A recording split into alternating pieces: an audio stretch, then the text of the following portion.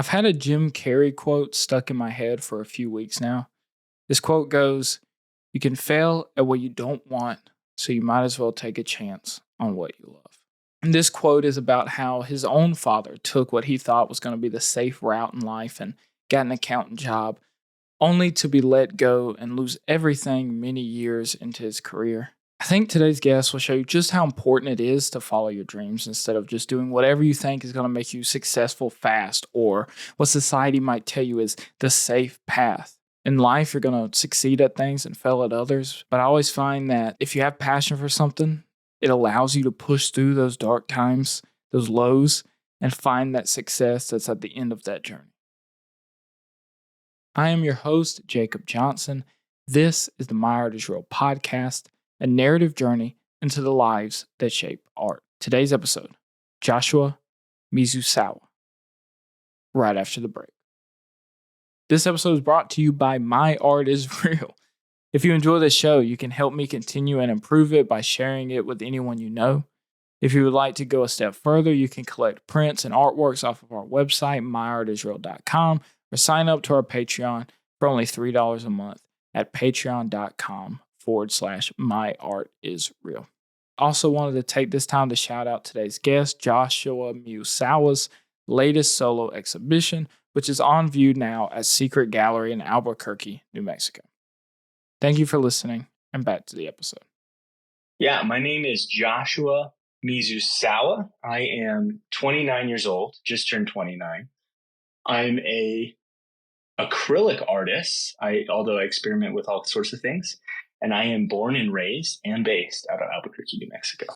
And Albuquerque is exactly where Joshua feels he belongs. So it's kind of like this mid-sized city in the Southwest. Grew up here on the West Side my whole life. My wife and I actually were trying to get out of Dodge. So before the pandemic, we moved to Tacoma, Washington for about 2 years during the pandemic and lived in an apartment complex. And so that was the only time I've kind of lived outside of Albuquerque. But yeah, I'm half Hispanic, half Japanese. And so Japanese on my dad's side and Hispanic on my mom's side. So I'm definitely a combination of sushi rolls and red chili. Albuquerque is probably the deepest root of my identity, so I definitely feel like I belong here. So where exactly are your parents from? My mom's family, her lineage, my grandfather was raised here or a couple hours north of Albuquerque. I forget the town. And then on my dad's side, my grandmother, who's passed, was originally from Yokohama, Japan. And then his dad was from, I forget which island, but some island in Hawaii. And so how did everyone sort of, make their way to New Mexico? Yeah, so my dad moved around quite a lot with the military because my grandmother remarried. He was a general in the military. So she left Yokohama originally with her first husband, and they traveled around because Tsuneki was part of the military. And so they went to base like any military brat would be, and she kind of moved her family along with it. And then she also remarried, and he was also in the military, so they relocated back to Albuquerque because there's a big military base here. And so that's where they settled. Then his parents would end up meeting in college, and well, that's how Josh was later born. And they both went to UNM, University of New Mexico. And that's kind of how they met. And yeah, the rest is history. I had 4 kids. I'm the youngest of 4 siblings. And so growing up with such a mix of different cultures and heritage, what was that like for you? Yeah, that's a good question. I think everybody's life is a little different, but it seemed very normal to me. My mom was Hispanic, and, in the kitchen, she would, make red chili and pozole for Christmas. And my grandpa was Hispanic. He was also a painter, and they're very much like New Mexican. If you walked into their house, they would have New Mexican art and pottery and be speaking Spanish. My grandma would make a salsa. But if you go to my dad's side, my grandma was a Japanese woman. And so her house would be littered with all these Japanese trinkets, kimonos, Japanese art. And it would smell I don't know, just it would just smell Japanese, if that makes sense. And she would watch Japanese TV. So it was kind of like these two different worlds. My Hispanic side was just pretty rich, and then also my Japanese side that was pretty rich. And both sides of my family have like also just like a vibrant history of like of culture. So it was very interesting growing up for sure. I have always been a very curious person, and I ask people a lot of questions to get to know them. Like growing up, I always would ask my dad how he felt growing up. What things was he interested in? How did he see the world as a kid? Maybe that's why I ended up doing this podcast so that I can, satisfy those curiosities of asking these questions. One thing I do when I meet someone new is I just ask them about themselves. I ask what their interests are and where they grew up. Nothing too personal, of course, but that's when I realize most people don't do this. Most people are not curious. I've sat down with friends of friends at several get togethers and tried to have conversations. And at this point, I know so much more about them. And I'm pretty sure they have no clue even what I do for a living because they just don't ever ask me anything back. I'll ask them, how was your weekend? What'd you do? And they'll answer it, and then end of interaction. Growing up, Josh was never asking these questions. He wasn't always curious about his heritage while he was growing up. For him, everything was just normal. This is life. But as he got older and started to talk to his grandma, he soon realized his history was a lot deeper than he had realized. And it was pretty interesting. Being a young kid, I didn't really dig too deep into my culture. Just kind of like being a kid and running around. It's not something I'm interested in. But towards when I got older, a few of the projects I had was to like interview my grandmother and grandparents and ask them like about their lives and stuff. And so I definitely got a healthy dosing of like realizing like how much more rich my history is than what it seemed. Like my grandmother was she was in Yokohama during the war, and she would just tell me crazy stories. Like she would be making guns at a factory one day out of the week, and the other 6 days she would be going to school to learn English and then regular Japanese studies. And then like as she was older, she would tell me like she used to be part of a rich family, and she was kind of vague. Like her dad was Yakuza or something. Like he had a helicopter and they would fly around Japan. But during the war, she said like it was hard because she traded these thousands of dollars worth of kimonos for like sacks of potatoes. And she would just tell me this story. So I was like, oh my God, Grandma, you've been through it. Definitely a rich history. And, I wrote a few essays on her interviewing because it was super interesting. Can be wild sometimes the things our parents or grandparents tell us about their lives that we never even knew, things that can really inspire us and find a deeper understanding of them as people. When Josh was growing up, his family would also go to church pretty regular, and that's when he really started to draw for fun. What were you interested in growing up? I was interested in everything. I don't know. I guess I probably should summarize that. I remember being like a little kid when I was like doing art, and we were part of this religion. I don't want to mention the religion, but it would require us to go to, yeah, don't want to go down that road, but it required us to go to church 2 days out of the week. And so the church was like this two-part segment where they have like a soundproof container in the back for the families. And it was just like the main audience in the middle. And it was very much different from like how churches are. They have like bands now, right? They have like bands playing. They keep people entertained. They got like picnics and stuff. But the church we went to is very much like an old guy reading out of a book. And it was like 2 hours long. So I would bring my notebook with me. And it was that little black and white journal with like the camo pattern. And I would flip it open and I would draw aliens and robots and Rube Goldberg machines. I would like imagine a ball going from the top of the page to the bottom of the page. While growing up, none of us really view our little sketches as art, but once we start to get older, that view can change. And for Josh, when he got to high school, art seemed to be something he was good at and something he might consider pursuing. Of course, I'm going to ask, but when you got ready to graduate high school, what was the plan? Dude, that was the question. I think in high school I did art. I took the regular high school classes, but I remember doodling a portrait in algebra, and this teacher saw me doodling. She was going to get mad at me, but she saw me doodling a nice portrait, and she commissioned me to do an Einstein portrait. And so that was the first time I did art and thought of it as like a future. Like I wanted to do this. And so it led to more commissions and family commissions. And then I remember doing a commission that wasn't family. It was just like an acquaintance of a family member. And I remember doing a dog portrait and they didn't like it. And it was the first time. It was the first time I was like faced with like the harshness of commission because it was all sunshines and daisies before that. And I kind of fell out with doing commission portraits. So I guess that sort of ends the art for now. But don't worry, it'll come back. Even if he didn't know what he wanted to do in life, he did know he was going to attend college. So that's what he did. And so I went to college and I had no idea what I wanted to do. I think I was just kind of doing college to live the American dream and have fun and just experience. So I didn't really do art for a while. But in college, I actually had an idea that I wanted to do a few art classes. So I took art history and I also took a drawing course. Art history had to be the most boring course I've ever taken in my entire life. It was like a guy flipping through slides, and you had to remember date, medium, and artist, and it was like 1,000 of them.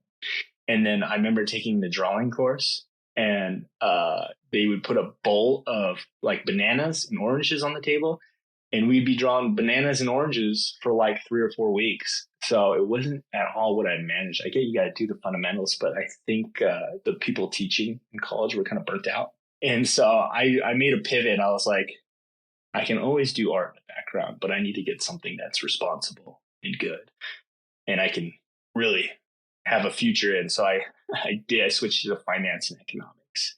Let's go get a degree that's responsible. Yes, we all know that some degrees can definitely lead to more job opportunities than others, but I really think the education system and society as a whole needs to inform people that no matter what you go to school for, you can always struggle to find a job, or even you might find one and absolutely hate it.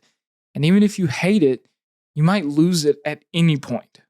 Just because you have that paper saying you took these classes doesn't mean you're going to be locked into some stable, perfect career for the rest of your life. For Josh, on paper, a financial degree seemed very responsible and a great paying job. What's not to love? Well, I'll let Josh tell you how it played out for him. Picking finance and economics, why did you do that? When I was young, I had this idea, like I always liked business, right? And I think at the time there were some movies coming out. I don't know when Wolf of Wall Street came out, but it might have been around. And there was other few movies like these finance dudes and like making tons of money like seemed appealing to me. And I was like, yeah, I'm gonna make tons of money in like the stock market. And so finance is very much like learning Excel, economics, accounting, how stocks work and stuff. Oh man, Wolf of Wall Street. Great movie, but yeah, I totally feel where he's coming from here. You see movies like that and think, oh man, if I could become a stockbroker or something like that, I can live that life of luxury. And for a while, I also thought that's what I wanted. I thought about becoming a stockbroker. But of course, as you get older, you start to realize life is so much more than the money and all these other things. And you have passions, and you need that passion to get through the everyday. Just like reality knocked me out of that fantasy, so it did to Josh. I had this idea that like I was going to make a ton of money and then just like kind of coast and then do art afterwards. That was kind of the plan. But I remember taking this one course on like currencies, and the teacher was like, oh, you guys think you're going to go on Wall Street and make a ton of money and have a suit and have a nice car? Guess what? He's like, in 4 or 5 years, the computer is going to do it all that for you, and there's not going to be a job. And so all of us like in the classroom looked at each other like, what the heck are we doing? But if you don't know like a finance and economics degree, now that I know it doesn't give you on Wall Street, it gets you a sales job after college. So that's what I did. I wanted to make a lot of money in finance, but it just lands me a sales job. That's pretty much it.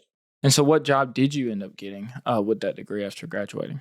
So my buddy worked at a trucking company. So this trucking company was fleet rentals and fleet leasing. So like, if you ever moved houses across state, you rent a truck, very much like U-Haul. but they were very B2B too. So like if a wholesale food company needs an influx of supply for the summer, they'll rent a few trucks from this place. And so they hired me on as a sales and management trainee.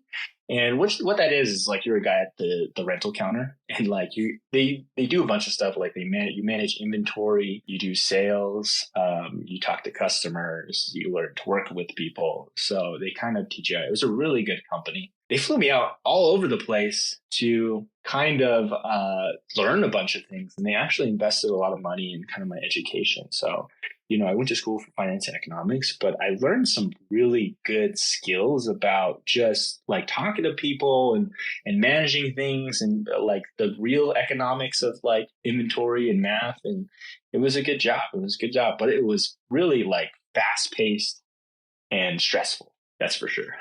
While it was a good paying job, it started to crush his spirit. I think about 3 years in, there was a certain point where it was exciting and I was moving up in the company and everything was new. I got a job as what's called an RSR, rental sales rep, and they give you a phone, they give you a car, and they tell you go knock on businesses' doors and make some money. Your job is to get people on lease contracts and get trucks on long-term rental. And so I was doing that probably for about 8 months. But I think after a while, I fell into this weird loop where I would wake up and I would hop in the shower, and there was a point in time where I would like stay in the shower because I didn't want the shower to end, because that meant I had to go to work. And for the longest time, it was like wake up, shower, work, come home, drink a beer, go to sleep, wake up, shower, go to work, come home, drink a beer. And then weekend come and you would go drink with friends and be hungover on Sunday and do it all over again. And it was just kind of this weird loop. I think a lot of people can relate to, and they kind of feel stuck. I was so scared of that when I was turning 18. I saw so many people stuck in that loop of, this mundane routine of just working through the week and then having that weekend for them to drink and party. And that was the highlight of everything. And that terrified me. Well, Josh wasn't stuck in this loop for long, because as soon as he realized what was happening, he started to make a change. I was doing that for a long time, and I think there was a few customers. They had me work the counter because it was busy, and there was a few customers just like yelling at me. And I've been in that like loop for a long time. And so I remember going out back and hopped in a truck, and I just kind of sat there, and I had a full blown panic attack, just like sobbing. And it was kind of the first time I've ever just like had a panic attack. And I think it was just like a combination of like the environment and then the stress and not knowing how to deal with it. And so I took a half day and went home. This was like the third year of working at the trucking company, and I like slept it off. And then the next day I talked to my girlfriend at the time, now my wife, and I was like, I can't do a minute more of it. I can't do it anymore. I was like, I'm going to quit. And so like that morning I signed I wrote up a resignation letter, and I quit that job. It's not easy to quit a job for most people. You have to deal with talking to the manager and the actual quitting, which is very awkward. Then there's the part about what are you going to do for a steady paycheck? But some things push us to that breaking point. And if we only have one life to live, we can't spend it being miserable. How did it feel when, how did it feel when you finally quit? Were you nervous at all about what the future held? Oh yeah, man. I think during this podcast, you'll probably hear out I quit a lot, but like the feeling is always the same. Like it almost feels like you're in a hot, like stressful room, people yelling at you, and it's all of a sudden like it's bright and the air conditioning kicks on. Like it feels so good, and I just like wake up the next day and I don't have to go to a stressful job. But then again, I was like, I have no idea what I'm gonna do. Josh had absolutely no jobs lined up.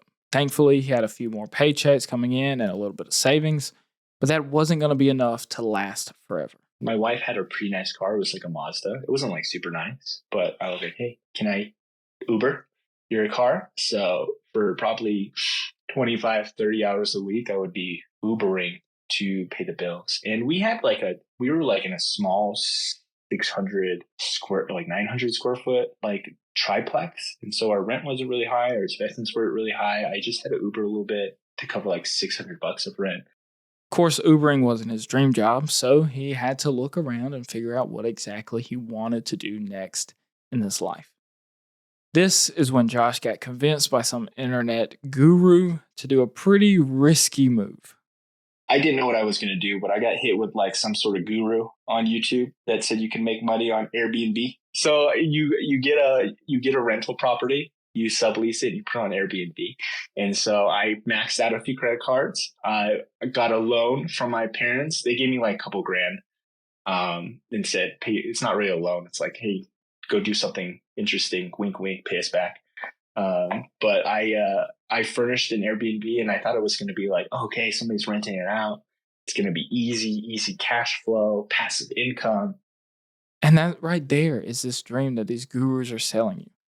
You see all over social media, and it doesn't matter the industry, there are always some get rich quick guys telling you how they can make you successful by these simple hacks or, the simple business idea. And in reality, things don't really work out that way. And Josh found that out pretty quickly. And no, man, you're running a business. It was like very much running a business, dealing with angry customers. There's a few parties that got thrown at my Airbnb. Air conditioning went out, and then you have to deal with the turnover between guests, like cleaning sheets and stuff. So it taught me really hard about like operations with an Airbnb. At the same time of doing the Airbnb and the Ubering, Josh also started a t-shirt website with a buddy, which didn't go very far either. So imagine this, you're Ubering like full-time hours every week. You're constantly cleaning and managing an Airbnb all alone while trying to also work on some t-shirts with your friend. I mean, it's a couple of full-time jobs he was juggling for not really full-time pay. I think the Airbnb wasn't making a ton of money, especially for the amount of time I was putting in it. I think maybe I would bring in like $4,000 in revenue, but then like I would have $3,500 in expenses, but I would be putting like 30 hours into it a week, or at least 20 hours into it a week. So it wasn't making a ton of money. And then Ubering too. So I was making it by, but it was definitely a learning experience. During this time, did you feel at all happier than you did working for the trucking company? I don't. If you compare like my happiness today, I wouldn't say I was happy. I was excited to be challenged again. And so when I was doing that Airbnb, it was all up to me and it was my responsibility, and I could make choices for myself and determine how my future was going to go, but it wasn't yet successful. So I definitely remember having some, like, I didn't have nervous breakdowns, but I definitely was like, holy moly, dude, what am I doing? And what am I getting myself into? And I'm like, how does this pan out? Even though the Airbnb and all of this was hard, Josh didn't just up and quit. He kept pushing until he was forced to quit. The pandemic was weird. I was like, what is this? And what is happening? Never been through it before, so we didn't know what was going on. All I knew is at the time I shut down the Airbnb, so that was done. The t-shirt wasn't making any business. Nobody was Ubering anywhere. And so that income stream was shut down. And so I filed for unemployment, and they were sending me some big checks every month or every week. It was every 2 weeks. It was like $1,200. And I was like, I wasn't even making that when I worked for the trucking company. And so I was kind of sitting around and doing more art and playing video games and just not knowing what I was going to do. And then I think like 3 or 4 months went by, and we're just kind of coasting off unemployment. And something in me, I was like, I need to do something. I was like, I need to be a productive person of society. So I was like, I'm just being a bum, like playing Call of Duty with my friends, like across the world. And then so I went and got a job at one of my friend worked at this place, and they sold PR software and marketing software. And they're a huge conglomerate, but they were hiring on some sales reps. So, I did a couple of digital interviews, and I got hired on as an account manager for a PR and marketing software sales company. The pandemic, it's a pretty unique thing. It's something that the whole entire world experienced at the exact same time. And it affected us all in very similar ways. So doing this podcast post-pandemic, I tend to always have guests touch on changes that came into their life as a result of the pandemic. And I would imagine it will be this way for many years to come. And Josh was no different. If it's one thing I learned about the pandemic myself and from even Josh during this interview is nothing in life is guaranteed. They tell you to go to school and get a stable job, and then that could just disappear tomorrow. You start your business, but even if you find success, a worldwide pandemic can come and knock you off your feet. So if nothing is ever truly certain, what should you do? I would say chase your dreams, because at least that way you can fail at something you love doing, or hell, even hopefully find success in it. How were you feeling at this point in your life when all these projects just kind of disappeared? It's hard because you're doing so many different things. And I was Ubering, and that didn't really work out, and the Airbnb didn't work out, and the t-shirt company didn't work out. And then I quit the job. And so I've been doing so many things, and like none of them were successful. Like even doing like the art in the free time, a few pennies here and there, that wasn't successful. So I was just kind of this dude that was like drifting. And I think we probably see some of our friends. I think I was probably like 23, 24 at the time. And you see like social media, and you see some people who like decided to beeline it to be a doctor, or stayed with a company, or a few of my roommates even started like multi-million-dollar real estate companies. And, it's hard. It's hard kind of like seeing that amount of success. And here you are, this kid that's moving in with his wife's parents to chip away at some credit card debt that didn't get him anywhere. So it was definitely not a terrific time in life. During this pandemic, a lot happened for Josh. He was working that remote job, and him and his now wife eloped. They got married and even moved all the way up to Washington State for a new change of scenery. For Josh, this was the only real time living outside of New Mexico. And after staying there for 2 years, they decided to return home, but didn't have a lot of money and needed a place to stay. Luckily for them, his now in-laws let them stay at their house. You've dealt with, these jobs you didn't like, and you've dealt with these like projects that didn't work out in the end. And now you're living at their house. How did it feel for you? Did you feel like you were in a slump of sorts? It did. It did, man. I think, gradually I probably pulled myself out of it. I think a big part of it when we moved to my wife's parents' house, it was this different environment. They have this house that's like up on the hill, like kind of in nature, and it's really bright. It's a lot of sun in the morning. And so while we were living there and I was working a decision job, I started exercising. So I did that challenge 75 hard, and it kind of gave me a taste because I had really bad anxiety. I would have like a hard time like talking to groups of people, and I didn't know why, but like all I've been doing for the past like 2 years is just like drinking, and then like not like eating unhealthy, and then putting myself in these high stress like situations. And so it was the first time where I kind of got to exercise and fall into a routine and work for this job. We are now entering Act 3 of the show, and I know you must be wondering, where is the art? Don't worry, it's coming. This show is 100% an art podcast, or more specifically, it's a podcast about creatives. I had a very specific intention when making this show. I wanted to make something I would enjoy for me, and I didn't want to make another podcast where I ask artists business advice. I want to dive into who these people are and figure out what makes them tick and what led them to being artists in the first place. Josh's journey has been full of ups and downs, stops and starts, and he has learned something from it all and applied it in his life. And I like to think that if me and Josh can come together and put his story out there to the world, that it can inspire some of y'all and help you learn the same lessons he learned. Things are settling down for Josh. He got a remote job, he's getting healthier, he's paying off his credit card debt from the whole Airbnb thing.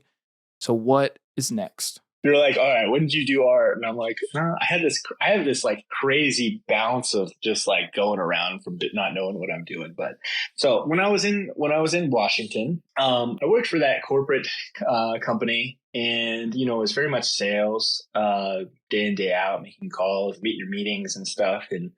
And at one point, they had a few company restructures and they were owned by an equity company. And so the equity company was very much interested in like cutting expenses, increasing profits, and then reselling. That's kind of what equity companies do to a certain extent. They restructured our commission plan. I went from like making a reasonable amount of money to make a living to like having to work twice as much to like make the same amount. And so a lot of people ended up leaving the company. And so it was just like, I was so fed up with having a few people in suits or people higher up determining the quality of life of like what I was doing, because it'd be like one day you were making a good check and you're making a living. And then the next day it's like, oh, I didn't get any commission this month. And so I have to figure out how to make additional money on the side. And it's like, and I'm still working 45 hours a week. And so, I ended up quitting and I started looking for other sales jobs.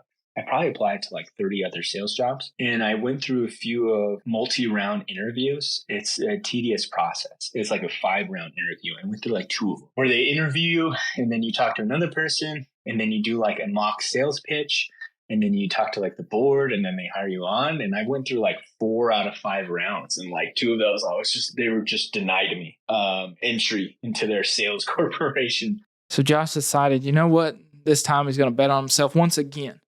But he's not going to do some Airbnb thing or some t-shirt business. No, he's going to do something he is passionate about. For Josh, that was art. And I was just so tired. So I told Carrie, I was like, you know what?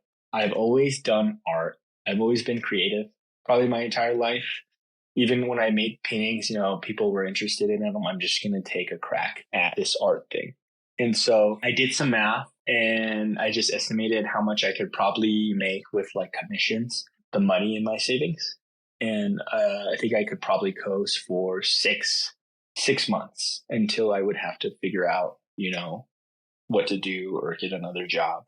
And so for that first year, I think it was in July 2022 is when I actually quit the job. It was just me, a pencil and a paper and an iPhone, just being like, okay, I'm going to do art and we're going to figure it out. I had no idea what I was doing. He had absolutely no clue what he was doing, but he did know that being an artist wasn't impossible.